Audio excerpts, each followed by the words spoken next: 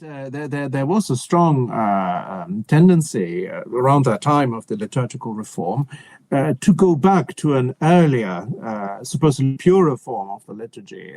So that was, for some, the Roman Rite before its sort of encounter and transformation in the Carolingian period, so 8th century, so before the 8th century, or even before the 4th century, when with the Constantinian settlement after the conversion of Constantine, the Christian liturgy adopted quite a lot of elements from Roman official practice, for example, incense and candles preceding the bishop and later also the priest in liturgical celebrations, but being carried before him.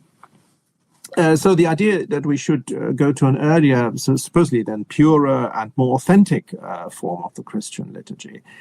And just one example, Eucharistic prayer number 2 in the present Missal.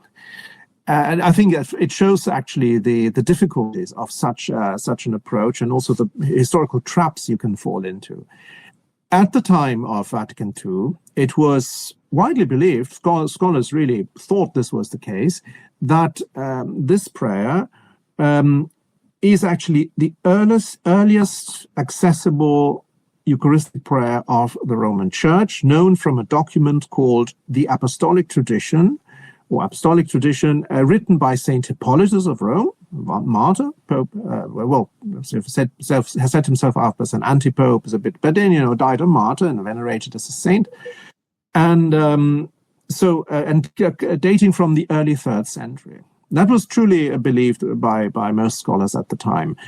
In the meantime, historical scholars have poked holes into all of this, and now it's quite widely believed that the document is not from the 3rd century, but later, has different layers which we can't really neatly separate one from another, but maybe late 3rd century, maybe early 4th century.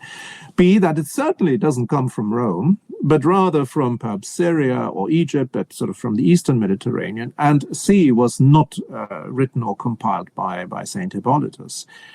Now, this document not only gave the model for a Eucharistic prayer number 2, but also for the revision of the Catholic Christian initiation for adults, what then became the RCIA. So you can't just simply take the latest sort of historical reconstructions and hypotheses and build your sort of liturgical foundation on it, with the idea that you're going back to the earlier and purer sources. It's actually in the 4th century, when we have the first witnesses to the Roman canon of the Mass, the first Eucharistic prayer, that we truly have sort of reliable witnesses for the Roman tradition. Also,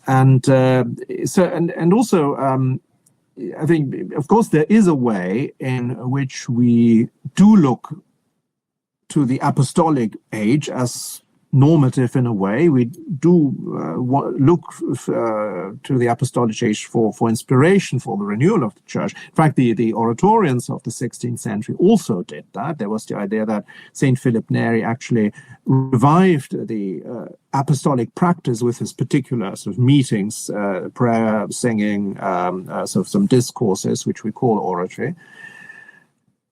But it doesn't mean that you can sort of set aside or ignore, even reject anything that's been that's happened in between, that's happened since. That's the whole point about what you said, organic development, or development in or reform in continuity. That this is actually part of the history of the church and the sort of continuity of Christ's work of salvation.